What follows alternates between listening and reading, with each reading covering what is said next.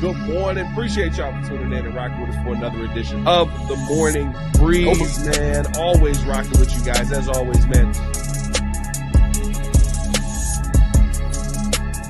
Outside of me, I got my guy, Mr. Media himself, Jordan JC, in the building.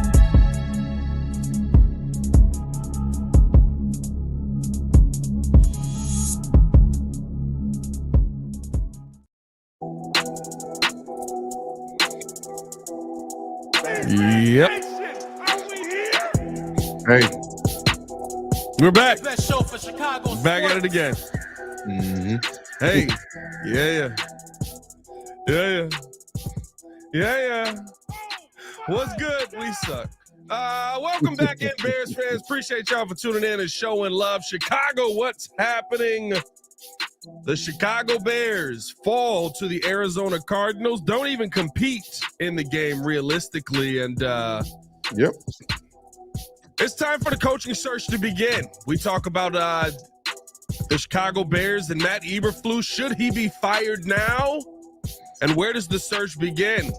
Also, Darnell Wright goes down with what looks to be an MCL sprain. They will have an MRI today. Does Ryan Poles now have to make trades to add to this offensive line? And finally, what are the Chicago Bears' goals the rest of the season? Because it definitely doesn't feel like it's playoffs or bust. The date is 11/4/2024. It's 6:32 in the goddamn morning. And for the love of God, it took them 2 weeks to F everything up. Let's go!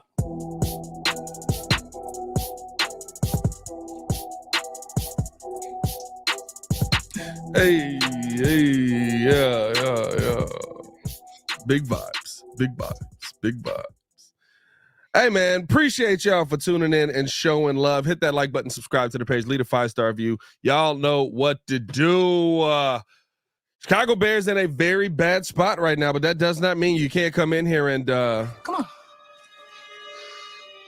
Push the button. Come on. Push the button. Come on, push the button. Yeah, come on, push your button.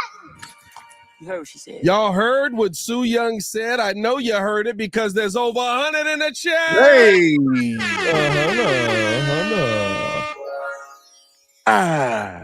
Yeah, early. Got to get him in early. Listen, it is not a good day. It is not a good day. I said yesterday, I put this out on Twitter. This was the most important stretch of Matt Eberflus's career. That this was the most important thing Matt Eberflus had to get right, because the conversation would be this: if you lost any of the next 3 games. With a loss to Arizona, you can't win on the road. With a loss to the Patriots, you don't have the team prepared. With a loss to the Packers, you can't beat good teams. We didn't even make it to the second 2. Couldn't even get through the first stretch of the gauntlet. And because of that, ladies and gentlemen, it's time for the Chicago Bears to move on from Matt Eberflus. And were there some fireable offenses yesterday in the game? How about keeping my quarterback in that fourth quarter? 5 minutes to go. There's no shot at you coming back in this game in the slightest. What are you running him out there for? He's 6 sacks into the game. Yeah. We got problems. What are you doing? We got problems. And you're going to keep this young man out there. If he had walked off of the field, I would have let him do his press conference. The second he turned around, I would have handed him his pink slip, and he would have been heading out the door. Welcome. Because there is absolutely no way that you are going to put my quarterback in a position to get killed. Because you're not teaching him anything at that point. It's already over. It's done. You're killing him. Now you're torturing. So I'm sorry. That yesterday was the beginning of the end. I believe that the Chicago Bears coaching search has begun. And that there is no way barring a Dan Campbell-like run to finish the season. And I mean, listen, JC, that means you dominate the division. Yeah. That and you go 7-1 to finish out the year. Yeah, I come on now. I think we both know that is not happening. I said barring that. That's the only way we change this conversation. I think you're looking for coaches the rest of the season. Forget 7-1. We need to go 8-0. We need to beat every single team. Everybody in our way, we need to beat them. Yeah. Look, this I was not looking forward to this morning. I actually had bad sleep. I'm grumpy. No victory glasses. No victory glasses. You see how I got the crack in my eyes again. You know, okay. Hey, this is coaching malpractice. At this point, it is time to fire Matt Eberflus. There's no question about it in my mind. There's no doubts. I have no fears. I'm not second guessing. Not worried he's going to go to another team and make it work. Oh yeah, okay, yeah, like Luke Getty. Yeah, okay. See what just happened. Luke didn't deserve that straight. He just got fired, dog. He's going foul right there. Yeah, old Bears regime. You sit down right with him. Yeah, like that's my problem. Is we expected a improvement off of an emotional loss versus Washington, and by all accounts, you kind of heard that they were still reeling from that. Yeah, you didn't have your guys focused and prepared for the following game.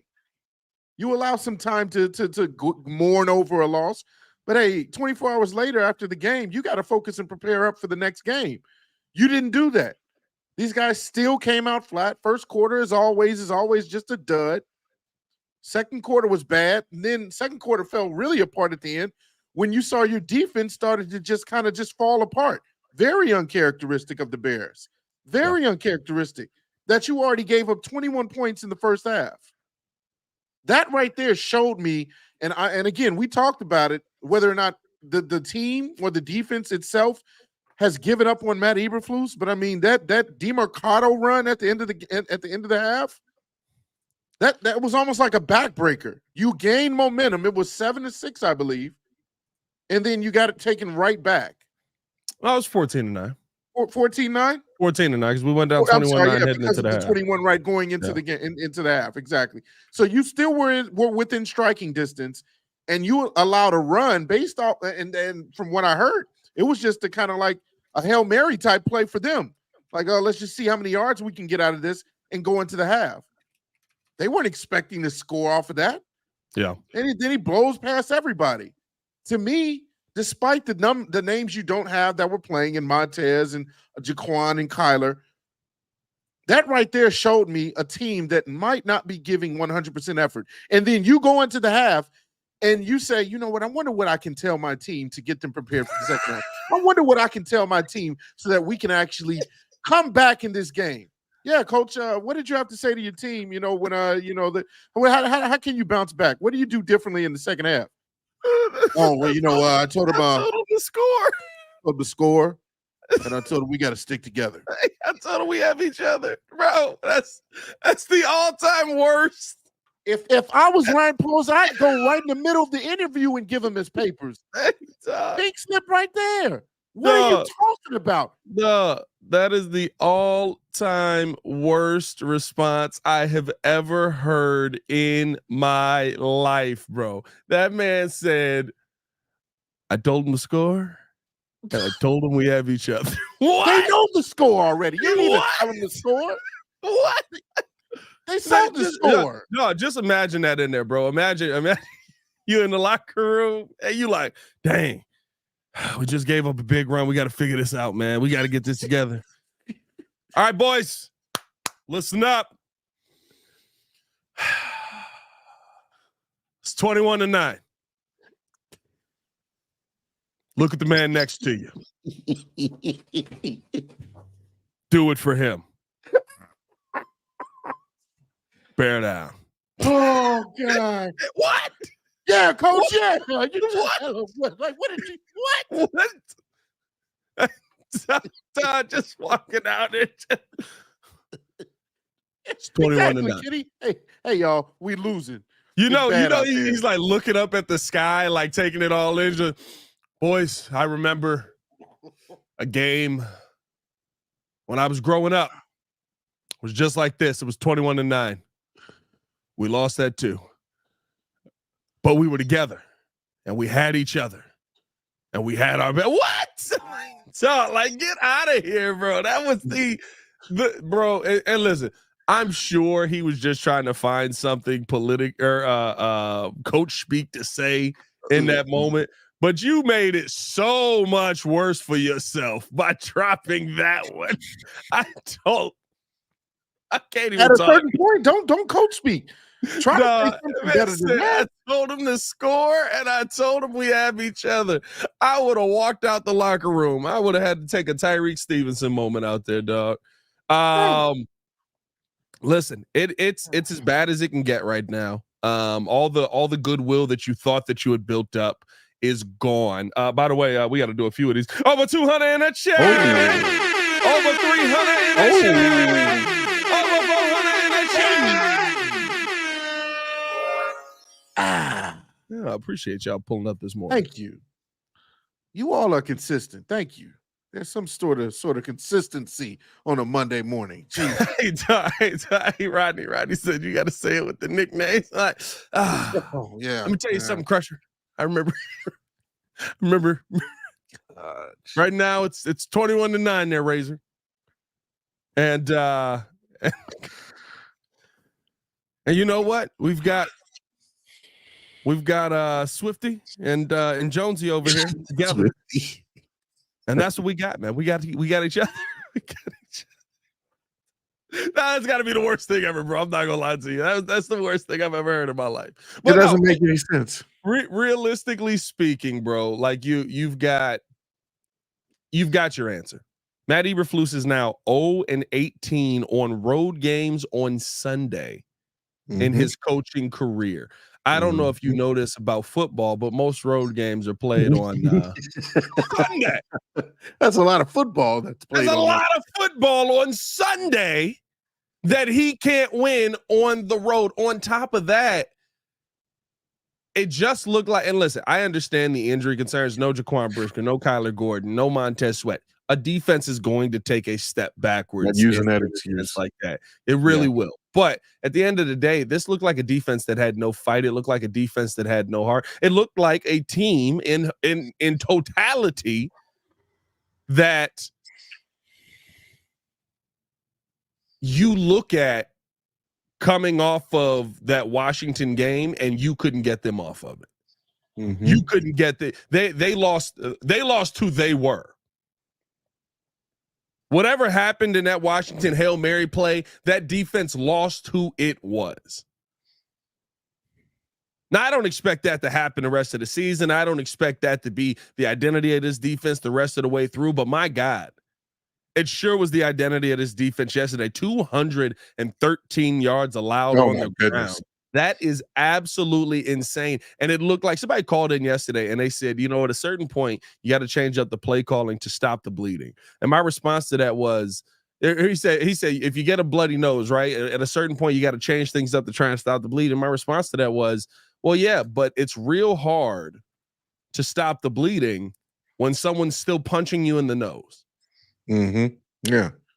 And right now, it feels like the Chicago Bears are just consistently getting punched in the nose, and this is the team that they have to work with out there.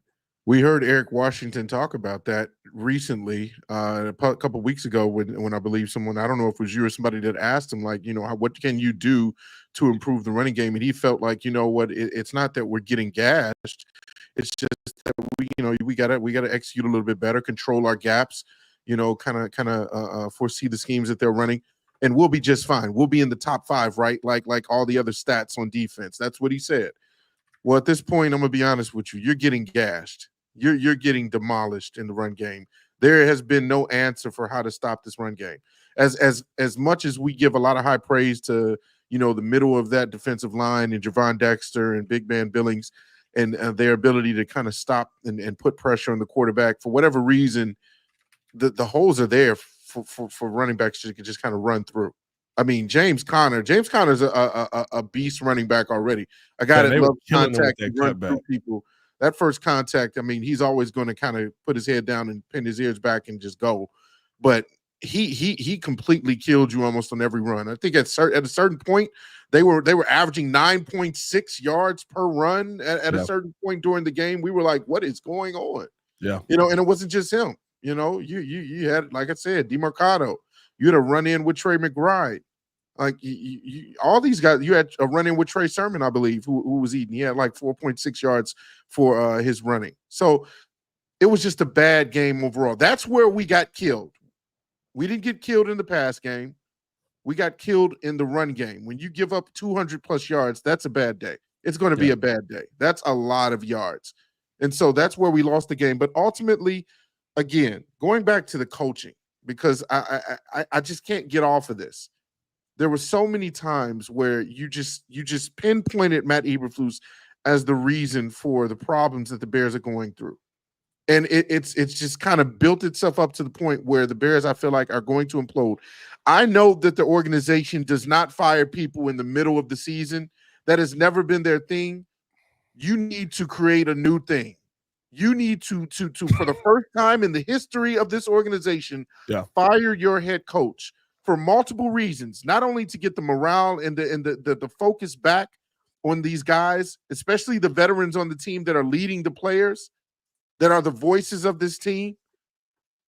You need to make sure that you don't create a more toxic environment behind closed doors, where it be more players coming out and saying what they think they should have done, or what they think the coach should have been doing, or how they need to make sure that they want to hear the coach take accountability if he's also going to say that they're taking accountability. Another thing I didn't like about that halftime message coming out, I don't know if you noticed, but I mean, he kind of gave a little shade back to the players when he took accountability. He said, I didn't like that pass pressure. I thought they were going to pass. I kind of did a pass pressure. That was on me, and they got that large pop for the touchdown. But overall, we just need to be better on the normal plays as well with the run.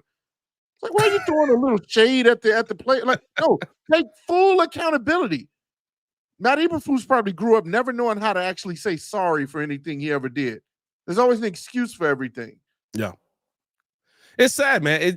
I left yesterday's game, especially with the post-game pressure, especially with the press conference, and I went, feels like Nagy. Oh, yeah. The presser itself, I literally went, feels like Boylan. I literally was like, wow, that feels like a Jim Boylan response. Like it feels like all of the bad coaches who were never able to figure it out. It feels like all of the bad coaches who were never able to figure it out. And listen, at the end of the day, this is what it comes down to. You bring up, the Bears never firing a coach in season. I don't know if that changes now, but Matt Eberflus has the resume for you to change it. 4 games now, 4 games where you're talking about a coach giving up or having 5 games where you're talking about a coach having a 90+% chance to win a game at the end of the game, and he finds a way to lose it. 5 games of your coaching staff taking games away from these young players. You got to understand, the Bears right now, if not for decisions by this coaching staff, we could be talking about a 7-2 game that means nothing. That's really the conversation we should be having right now. Mm-hmm. We should be talking about a 7-2 game that means absolutely nothing. Where we go, tough loss, bad game. Got to figure it out, Crusher. Got to stay together there, Razor. Hey, driver, you keep it up. Keep your head up. Tough driver. Game. Tough game. Hey, we're dealing with injuries. Right? When you're dealing with injuries, then that's the conversation. But you're not in that situation because your coaching staff found a way to rip success from the jaws of defeat. Like it is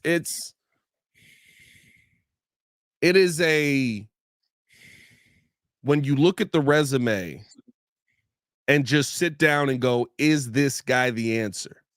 You have your answer. Mm-hmm.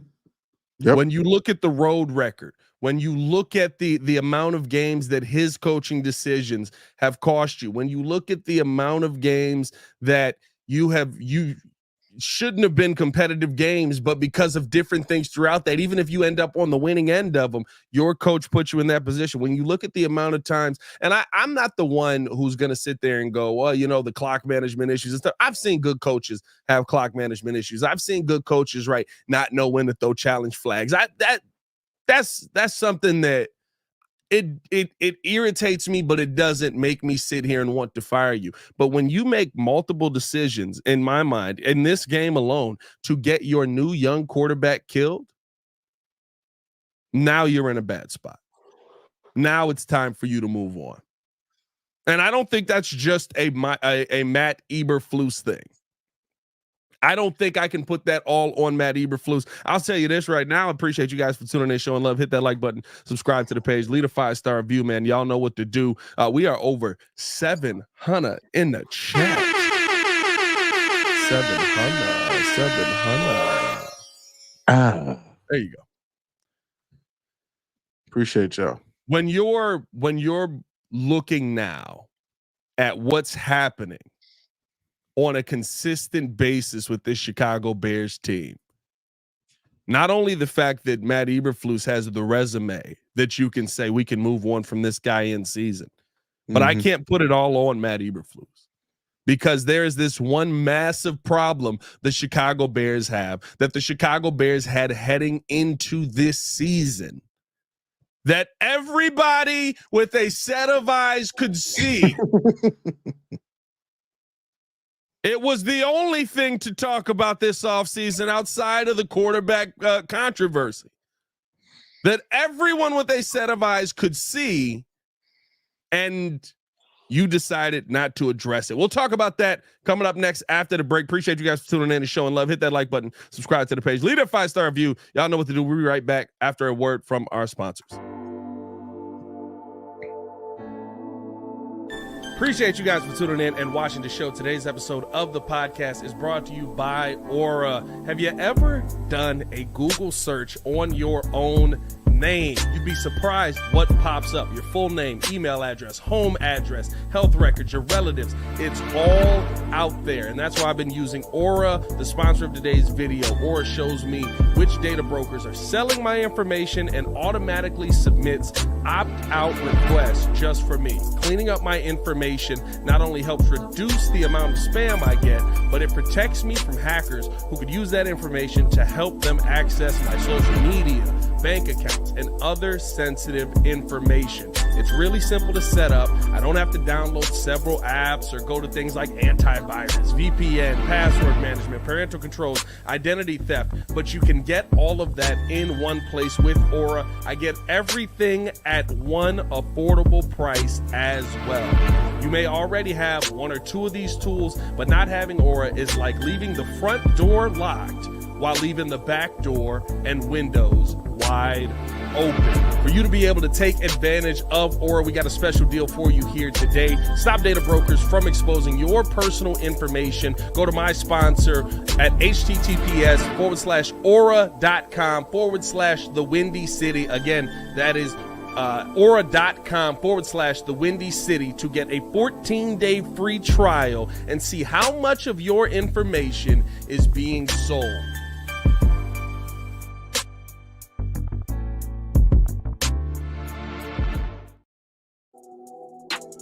Needed that Aura music just to calm things down, man. I feel like we were getting a little tense. Jordan, your mic's muted. Your mic's muted, Jordan. There you go. All right, that was soothing. I had some words. You calmed a little bit too far down. Yeah, I'm sorry. Just needed a break. You relaxed up there, dog. I need a break.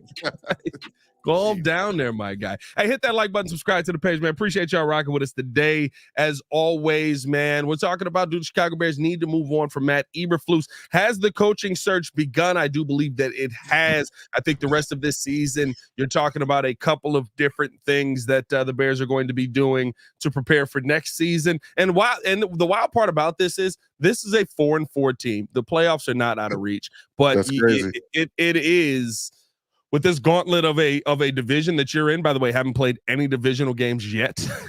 Haven't played a single game against this division. With the gauntlet that this division is, it does feel like you're kind of just waiting for the writing on the wall. And let's be real. Somebody called in and said this yesterday on ESPN. If it was okay for you to start your quarterback search in November, I have zero problems with you starting your next head coaching search in November. I'm here for it.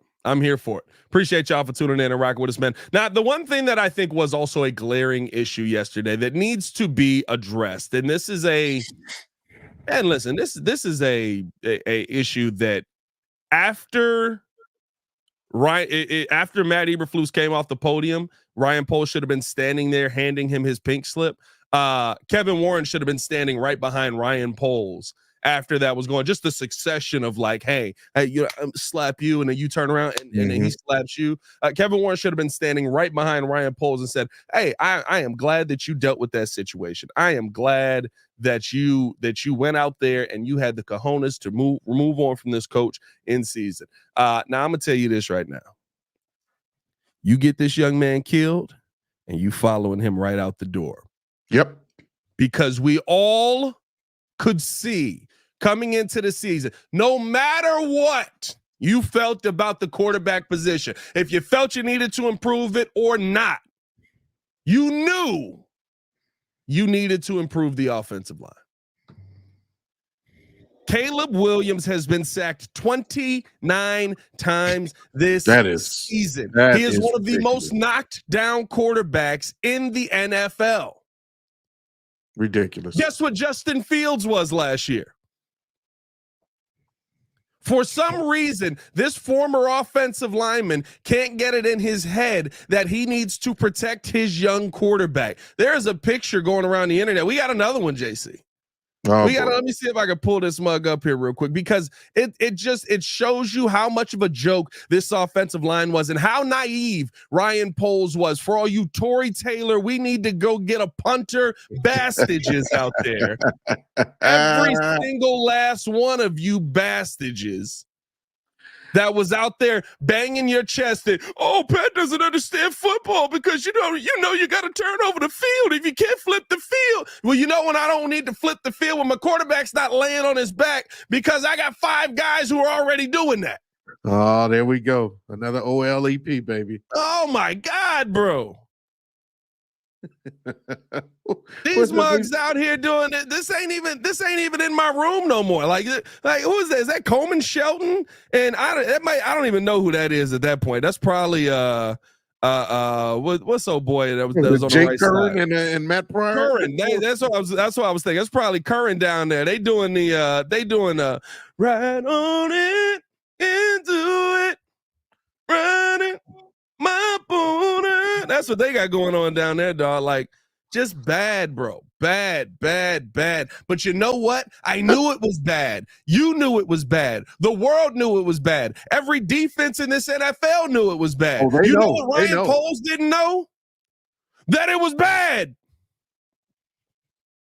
His answer for the bad you had last year was, hey, let's go get that cut center that's out there. He's probably got something still left in the tank. Why'd they cut him? Well, he kept getting thrown into Matthew Stafford, but that's not a problem here for us. We don't have that issue because we've got a mobile quarterback. What do we have a better answer? How about, hear me out on this, backup right guard that's never played center in his life? Mm-hmm. No, nobody in on that? Nobody thinks that's a good idea? Well, your general manager did. And so now you're in a situation where your young quarterback spends more time running for his life than he does actually trying to read defenses. And by the way, you thought Buda Baker blitzed a lot? You play the Vikings. Oh, boy. Wait till you play Brian Flores. Flores is about to have you in a bind. He don't even have a different play sheet. He's not calling different coverages. He's about to say engage 8. He's about to be playing Madden, pressing square all game. I love engage 8. I love that. Engage 8 with a deep 3 coverage. That's right. Like, all day, every day. It's about to be the fact that you put another quarterback in this position is an absolute joke. And for the people sitting there going, I told you we should have taken the Hall. I told you we shouldn't have moved on from Justin Fields. I told you. Yep. I'm not even here for that conversation because you know what? You still could have addressed the O-line. You still could have signed Connor Williams. Yep, you sure could. You still could have gone out and gotten Jackson Powers Johnson in this draft. You want to know why? But no, you wanted to go get the punter in the 4th round. Punty, punt, poop. There it is, up 60 yards. I can't even defend him this year. I can't defend him. You want to go get the punter. I like Austin Booker. I feel like Kanye West in this mug when he was talking about Lady Gaga. I like some of the Gaga songs. What the did she know about cameras? I like Austin Booker. Can he protect my quarterback? No. I'm not saying go get offensive linemen in the 4th and in the 5th round because those are projects. Those are things that you may not be able to get. But you know what you could have done? You could have packaged that 4th, 5th, and one of this year's seconds, moved back into this year's 2nd round, and gone out and getting a couple of offensive linemen that are both doing pretty well. Mm-hmm. You still could have got Karan Amagaji in the 3rd round, and we could have talked about having possibly 2 pieces addressed. And at least I know you're swinging at the offensive line. You could have either taken a left guard. There were multiple centers you could have taken, but JPJ has kind of been their left guard over there. They feel better about him there. I mean, there's not a good offense going on, so okay. I don't know if that's the answer that you want to go with, but all right. But you could have taken him. You could have taken the young man who's doing a phenomenal job, who is probably a breakout center right now. If you're talking about rookies for the Pittsburgh Steelers, I can't think of this young man. Zach Frazier. Zach Frazier been doing a great job. Yeah. You had multiple opportunities to go out and address this position. Oh, we don't want to do it in the draft. We want a punter. Punty, punt. There it is. Really knocking off Taylor. Oh, my goodness. Oh, it made it down at the 2. Oh, my God. Boop. There it goes. Oh, my goodness. Look at that punt. Oh, yay. We're punting. You could have gone out. You didn't want to address it in the draft. You needed your punter. You needed big punt out here. You could have addressed it in free agency at some point. Well, we didn't want to spend big money on a center. Yeah, kind of Williams is looking good. What do you want? You want a discount deal on your offensive line? Well, that's what they got. You looking for a bargain on the offensive line? They got a lot of bargain players. Are you serious? The biggest player you've ever drafted in your franchise, and you put him on a plane that's being held together by duct tape and bubble gum? It's an absolute joke that we're having this kind. JC, I've been doing this show for 7 years now. Hello. Been doing this show for 7 years. 2 years, I kind of stopped doing the basement flood. There's a whole story behind that. We'll talk about that. Okay. All right. So realistically, like 5 years. You know what I've talked about every single year of this show? The line? The Chicago Bears offensive line and how inept it seems to always be. Every single time. Never changes, huh? Every single time. Yeah. I was not a fan of Mitch Trubisky. I knew the kid needed to be protected. Yeah. I was a fan of Justin Fields. Knew the kid needed to be protected. Running for his life, even though I'm probably the only person in Chicagoland who thinks Jay Cutler's probably a much better quarterback if you decide to protect his left side. Mm-hmm. Like, I'm sorry, dog. This is a tired conversation, but it is the only conversation that you have to have because Caleb Williams is 9 games into his NFL career. I'm sorry, 8 games into his NFL career, 9 weeks. By the way, didn't play 1 week, and he's leading the NFL in sacks. Yeah, 29 is ridiculous. 29 is utterly ridiculous. I mean, you're going to get him killed, and you saw evidence of that at the end of the game because you wanted to, get your timing and just get some experience in it. No, that is the most BS excuse I have heard from Matt Eberflus to this day.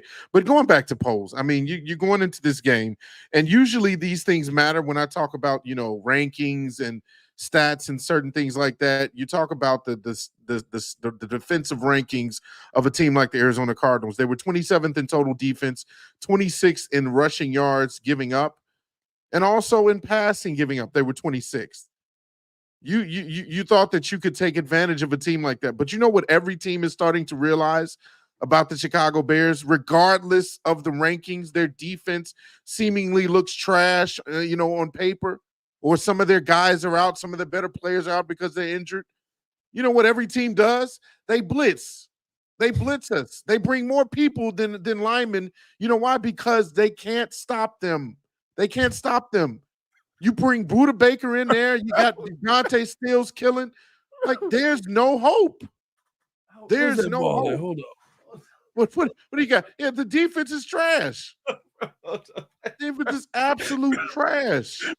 Bro, Caleb Williams literally said, who 19? 19, hey, hey.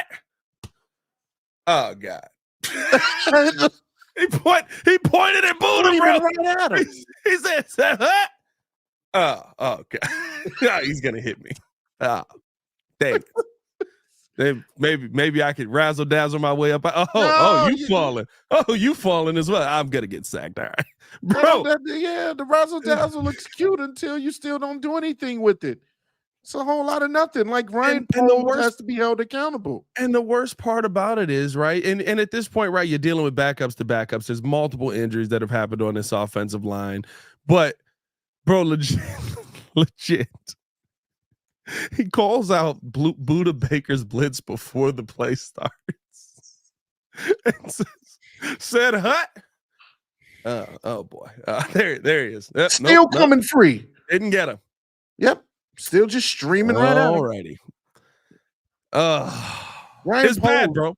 Man. It's bad. And so, listen, here's the thing. By the way, I did say Caleb Williams led the NFL in sacks. I was wrong. Deshaun Watson, who was hurt, leads the NFL in sacks. He's got 33. CJ Stroud is number 2. By the way, boys, just in case you're wondering if offensive line matters, if NFL defenses or if NFL defenses take advantage of young quarterbacks who don't have offensive lines, CJ Stroud don't look like CJ Stroud. Yeah. Looks a little different. Still a good quarterback. Still a good quarterback. Yeah. But definitely not as effective when there's not an offensive line in front of you.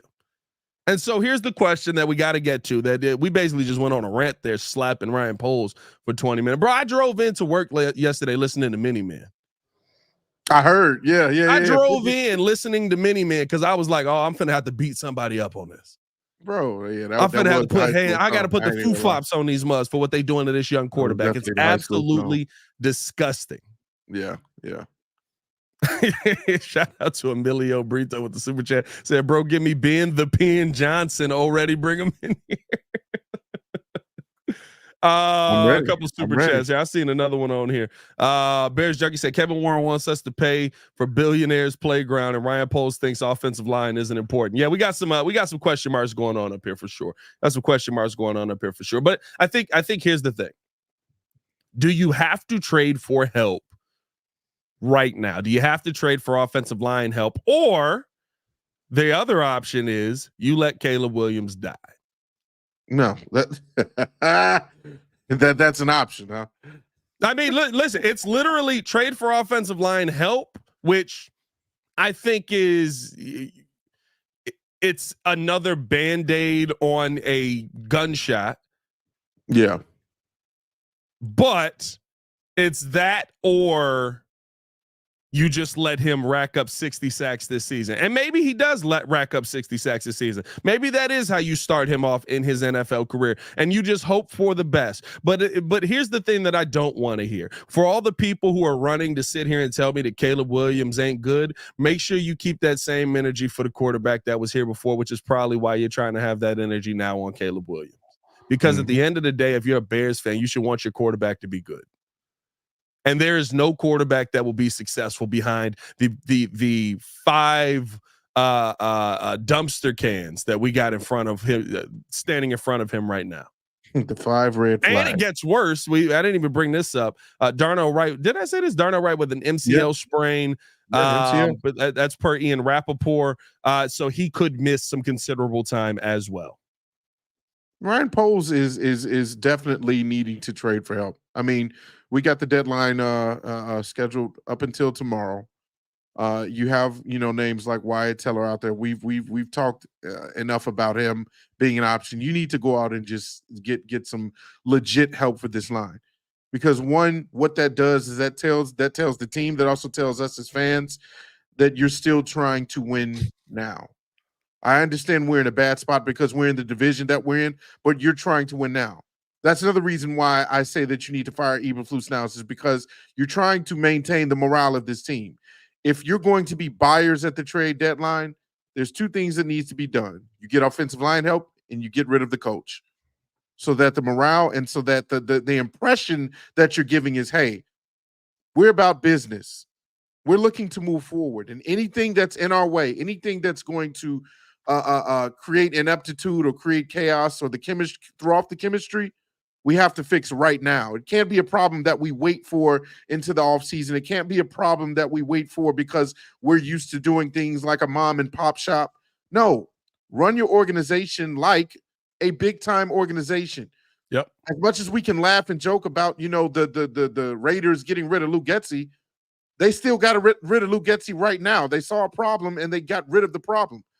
You cut out the poison. You get rid of it right away. You don't let it fester and continue to make the entire organization or the entire locker room just continue to get bad. And that's the same thing with the offensive line. You got to try to find some talent, no matter where it's from, and get it here. Minnesota did the same thing when their guy went down. You got to follow suit. Hey. Did you watch that game? I got to watch the all-22. But legitimately, Cam Robinson looked like the best left tackle out there, the best offensive lineman on their line yesterday. It matters. It matters. Also, guys being in a spot where they're put in good positions to win matters.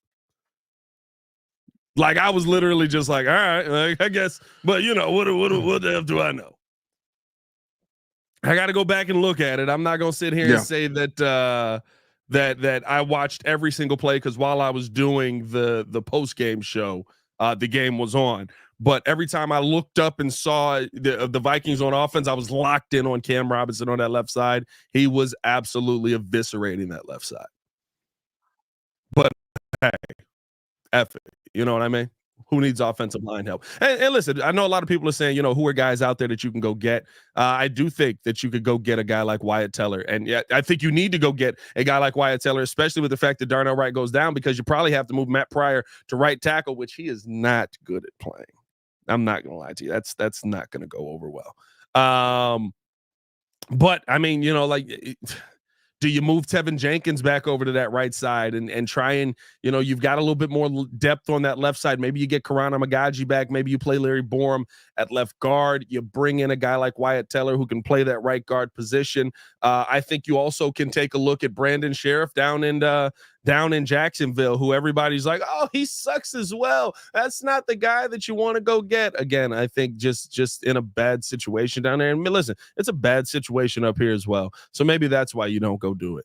But I think here's the thing.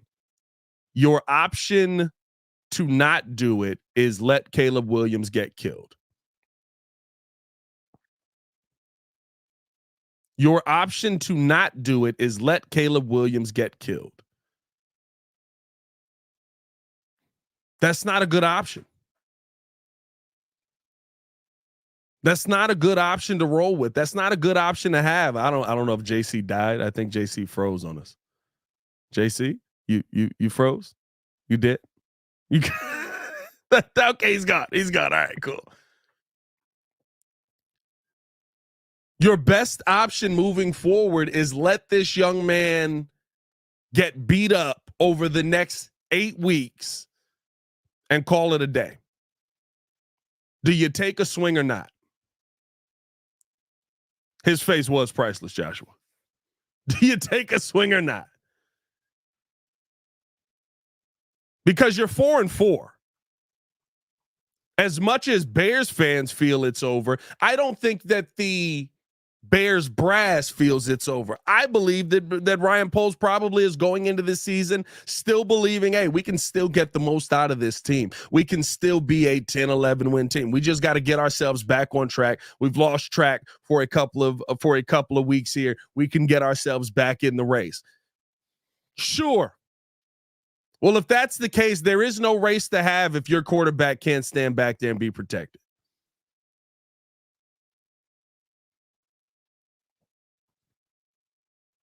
There is no race for you to be in if your quarterback can't stand back there and assess the defense to make a play. And I'm not expecting the world from Caleb Williams week in and week out, but what I am expecting is you not put him in the same situation that you told me the last guy was the guy creating. That's all I heard. There's a lot of sacks that Justin Fields creates. This isn't this offensive line. This line's going to get better. They're going to take a step forward.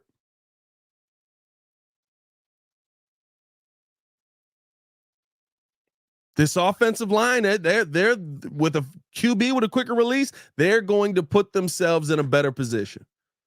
When's that happening? When's that going to happen?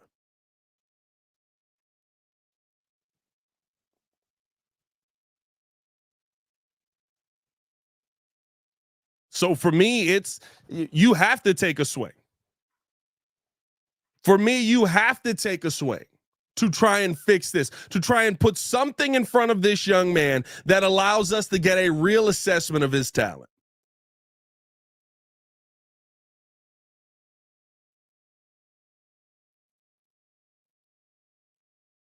Because him going set hut and having a defensive lineman in his lap almost immediately yesterday was an absolute joke to watch.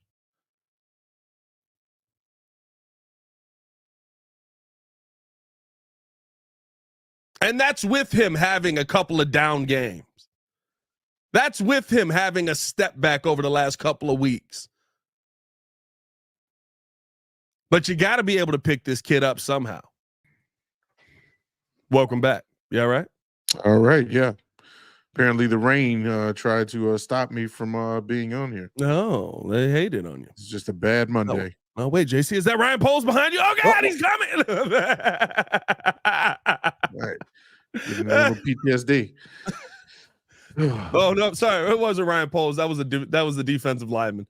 Oh, almost had you. Ryan Poles tried to protect you, but we know how that went in his career. I don't know but no, man, appreciate y'all for tuning in, showing love. Hit the like button, subscribe to the page. Listen, at the end of the day, what I was just saying with JC, it comes down to your options are take a swing at bringing some guys in here, Brandon Sheriff, bringing in a Wyatt Teller, or let Caleb die.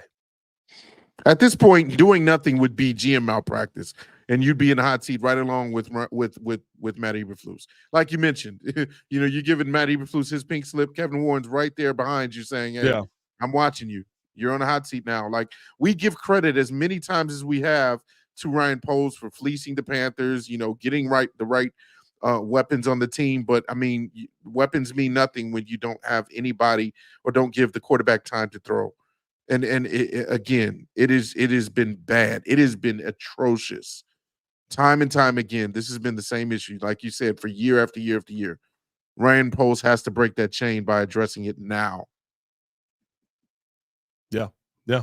It's gonna be a long rest of the season, boys. If this offensive line keeps up this way, we'll see what ends up happening. Maybe getting Ryan Bates back is the answer. Maybe that's what we've been waiting for. Maybe, just maybe, JC, that is the answer that the Bears need. We'll see. Let me ask you this though, before we get up out of here, man. What are the Chicago Bears' goals, you think, the rest of this season? Do you think that they're still in a, I think they're still trying to make the playoffs, but realistically speaking, that's going to be a very difficult climb for you to make. You're climbing. Oh. I said you were climbing Everest last week. I mean, you're trying to get to the top of the Himalayas at this point. Oh, you know what I mean? You're in a bad spot here trying to make the playoff wise. But what do the Bears have to focus on the rest of this season? Kind of with the position that they're in right now. Yeah, that's a very good comparison. You're definitely climbing Mount Everest or Kilimanjaro, whatever one you like. All the elements are against you. You got wild beasts out there just trying to kill you as well. Like, everything's against you right now. You got better teams in the division. The records, I mean, if Detroit didn't play Green Bay, I pretty much think that all the division teams probably would have won again this week. And so, yeah, the main thing that I'm looking at outside of trying to salvage this season is development.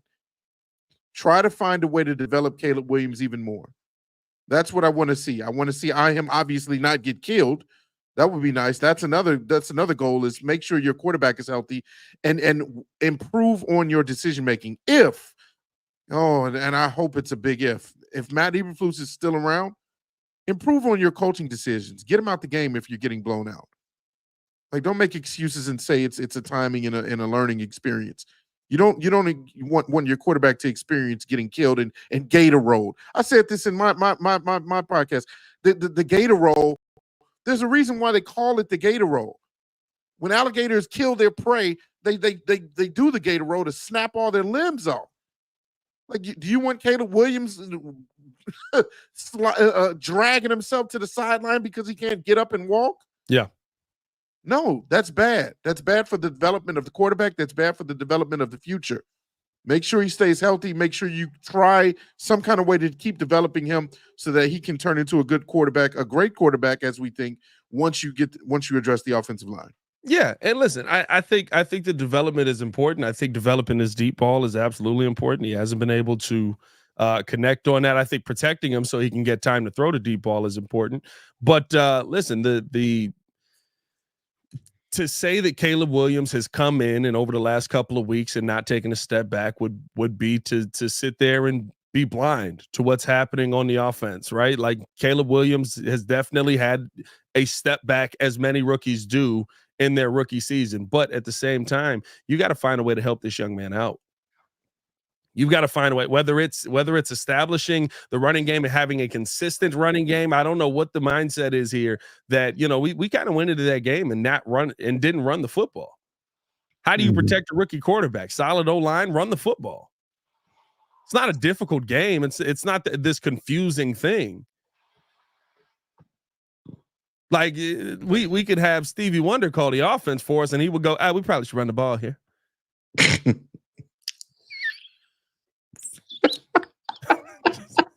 Like, you know what I mean? Like, he don't need to see it. What's down here? Hey, why don't we run the ball here? Is that the answer to our problems? Just get Stevie to be the OC. I mean, dog, it's literally common sense things that we're calling out during the game. We're going, hey, why don't we try and run the ball here? And listen, DeAndre Swift was horrible yesterday as well. He was. DeAndre Swift was an absolute joke. Yeah, came back down to earth. I'm glad, and $8 million, right? Yeah, I'm back on it. I'm back on it. Come on, I was on it the whole time. It ain't no back on it, to be honest with you. You 3.5. I never everybody losing their mind. Just, here we go. Like, I got 2.5 no more. I think he made it up to 3. I mean, he made it up to $3 million. Oh boy. But realistically speaking, you're doing none of the things that most normal teams would do to protect their rookie quarterback. You're not establishing the run game. You don't have an offensive line to put in front of them. You're not allowing things to develop downfield. I didn't leave yesterday. I think here's the funniest part about it. I didn't leave yesterday thinking the play calling was horrible. It wasn't that bad. No, I thought Caleb Williams missed throws. I thought that when Caleb Williams was hitting throws, then you had receivers dropping clear footballs. I mean, that drive at the end of the half doesn't happen if Keenan Allen catches the football. It just doesn't. That drive at the end of the half does not happen if Keenan Allen catches the football. Yeah, it goes right through his hands. Roma Dunze on the sideline. Caleb delivers a dot to him. Drop. Yeah, that was a problem too. Finally getting it right. Now the receivers are dropping the football. When the receivers are in the right spot, now Caleb's dropping the football. When both things are working really well, now the offensive line is sitting there going, oh. Yeah, that was shocking to me when Keelan dropped that ball. I won't say he looked like he quit. Page. Yeah, you're not on the same page. And then of course you're not utilizing all of your weapons as well. Cole Kmet, 0 receptions, 0 targets, 0 yards. That is unacceptable. I understand, and we understand as well, that he needed to be used a lot in blocking, but you have to use him at some point. If you can throw it to Gerald Everett again a few times, Shane Waldron, you should be throwing it to your top tight end again. You're pretty much taking a weapon out of the game the entire game. That's unacceptable. That can't happen. Yeah.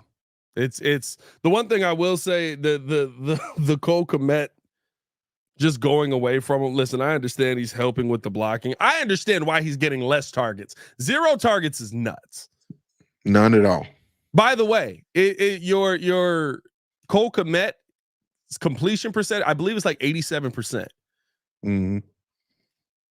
I believe his pass to, or like his target to completion ratio is 87% on passes from Caleb Williams.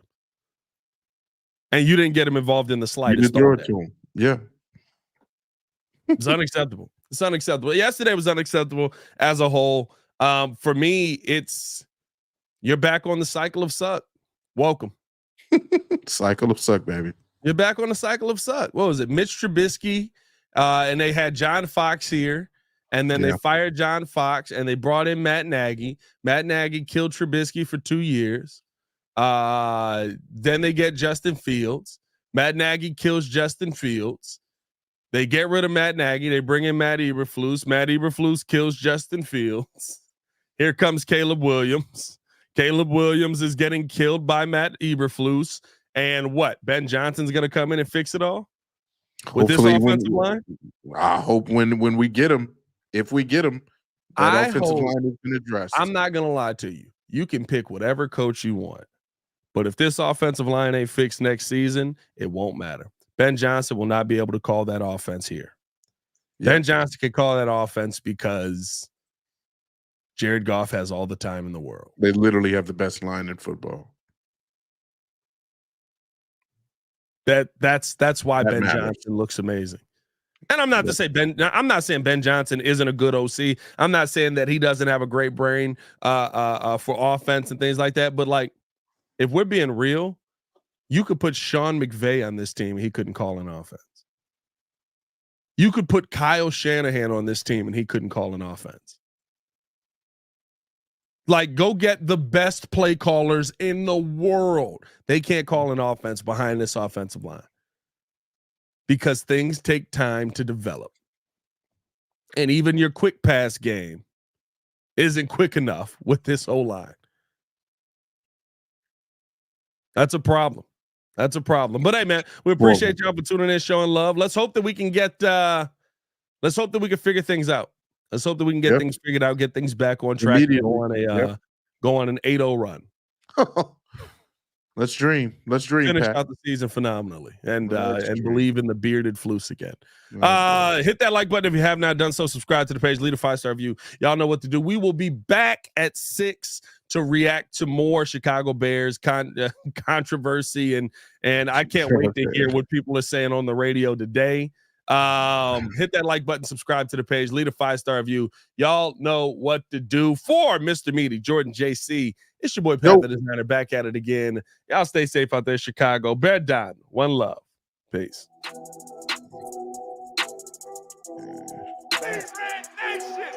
I need to see this Twitter stream. Flus needs to get fired now. Now, please. Oh my God!